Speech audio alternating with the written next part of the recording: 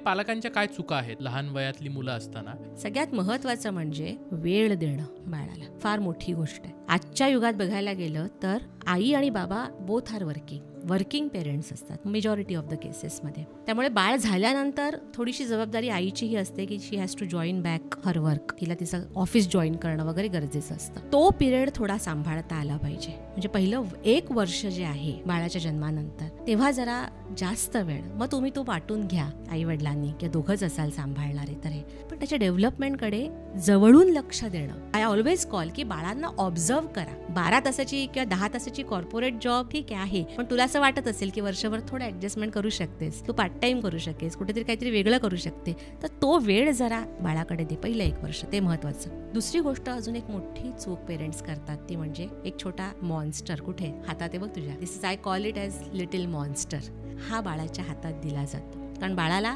Entertain करायला आजूबाजूला कोणी नसतं. न्यूक्लिअर फॅमिलीज जिथे हल्ली हे प्रमाण वाढत चाललंय, घरात आजी आजोबा नाहीत, काका काकू नाहीत, किंवा मोठी जॉईंट फॅमिली नाही, फक्त आई वडील आणि मूल. मेट्रो सिटीजमध्ये कामाच्या निमित्ताने येतात आई वडील, ते दोघंच असतात.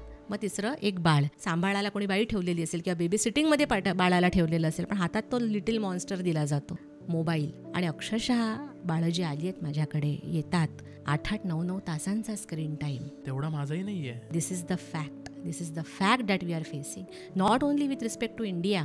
हा इंटरनॅशनल हे सांगते मी तुम्हाला अनुभव जो माझा आहे.